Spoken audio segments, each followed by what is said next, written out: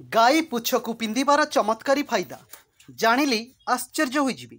गोमाता समुद्र मंथन समय उत्पन्न होइथिले। जगत कल्याण पाई देवता को निज शरीर में स्थान देइछन्ति गोमाता। गोमातांकर क्षीर को अमृत माना जाई थाए। तांकर क्षीर पीवा द्वारा सबु प्रकार रोग दूर होई थाए। वेद अनुजाई गोमातांकर पुछरे भगवान हनुमानकर वास होई थाए। यह वेदशास्त्र रे उल्लेख अछि। आमे आपण को कहबू गोमाता पुछ को पिंधिबा द्वारा यार चमत्कारी फायदा कौन होता है। गोमाता लांजरे झाड़िबा द्वारा तत्काल नजर दृष्टि दूर होता है। आम हिंदू धर्म रे गोमाता पूजनीय अटंती।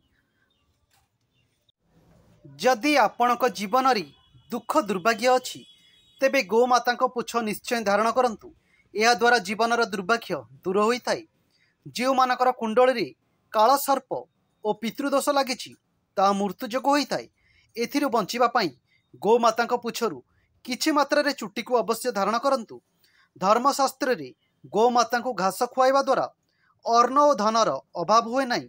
जो लोक धनवान हेबाकु चाहुसंती सेमाने गोमाता को घास खाइबाकु देबा उचित। गोमाता सेवा निस्वार्थ भावे करिले पुण्य मिलता है। गोमाता पुछ धारण करिले नेगेटिव शक्ति केबे छुई पारिबो नहीं। आपणक ठारू दूरे रहिबो। जदि मंगल दोष को समाप्त करने को चाहूसंती विवाह रे डेरी हेउछि तेबे गोमाता पुछ बाल को पिंधिबा द्वारा अत्यंत लाभ मिलता है। कारण तांको पुछरी प्रभु हनुमान वास करि थाए। भगवान हनुमान को मंगल स्वरूप माना जाए। गोमाता सेवा करिले जेते बड़ दुर्भाग्य हेले भी ताहा दूर हो जाए। यह सह माँ लक्ष्मी और प्रभु हनुमान का कृपा प्राप्त हुए। जो धला रंगर गाई थांती सेमानकर पुछ को धारण करने उचित।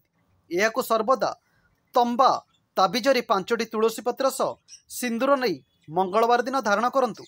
किछि धूपकाठी जलाई ताबिजरे धूआं देखाई देबे। आपण को निश्चय यह धारण करंतु। देखिबे यार चमत्कारी किभଳି हेबो।